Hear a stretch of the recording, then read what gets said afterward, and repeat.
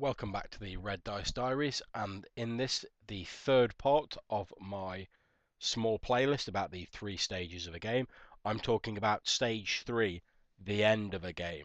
Now, if you've given some consideration to player character goals and your end game conditions before now, as recommended in the previous 2 videos, you should already know and have a clear idea of when your game's reaching its final stage. Now, this is the payoff section for your game, and unfortunately it's a section that, due to reasons discussed previously, not a lot of games actually reach. But you want this session to really round off with a satisfying and dramatic conclusion as a reward to the players for all the work they and you have put into the game so far. You owe it to yourselves and your players to make the ending as entertaining as it possibly can be. And this is the part of the game where all the plans and the plots that your bad guy has sort of bubbling away in the background, and all the schemes they've laid in motion, they should all start to come to fruition in this concluding stage of your game. This is the point in time when it's really make or break for the players. This is their last chance to be heroes, to go out doing something incredible, to really make a difference to this particular campaign world. And what you need to do in order to get that feeling across is you really need to ramp up the action and the drama so that you end on a crescendo rather than sort of drizzling and fading out in a little whimper. We're not talking about turning the volume up to 11. We're talking about turning the volume knob so far up that it tears out of the speaker. That's the sort of level you should be aiming for as you finish off your game. You should really be looking to go out on a bang, a really exciting finishing note that leaves your players talking about the game for weeks, months, maybe even years afterwards. And one of the best ways to do this is to use previous player actions to inform your final end scene or scenes. For example, if the player characters have gradually discovered in your game that the cause of the kingdom's problems are an evil undying necromancer lurking around in the forbidden lost ruins, then it's a fairly safe bet that some sort of showdown with this necromancer or his minions, if he's already been defeated before then, or maybe his superior if you want to put multi-level bad guys in there, which can work great in a game. This should probably be the final scene, some sort of big showdown. Another example could be if the focus of your game has been freeing the local star system from an oppressive government, then the final scene or scenes should probably be that last push attempt to overthrow that government to install a new power structure in its place.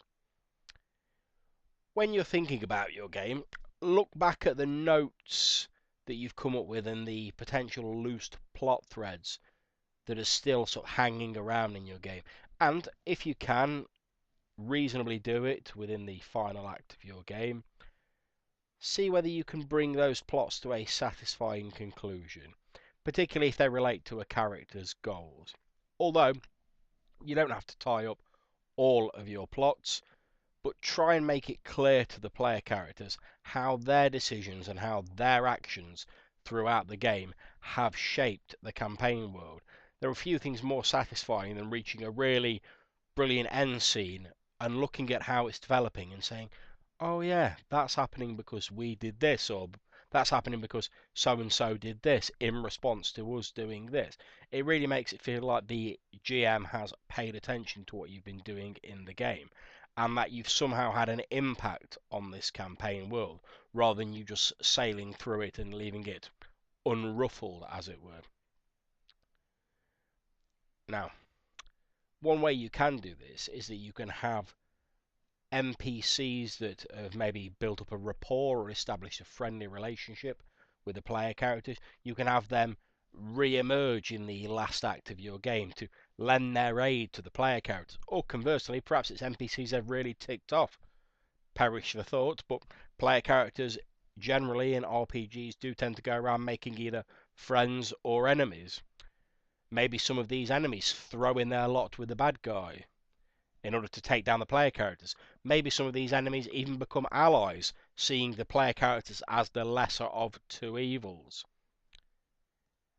And if at the end of the day it all comes down to it in the final showdown, don't be afraid to let the PCs lose if that's how it falls.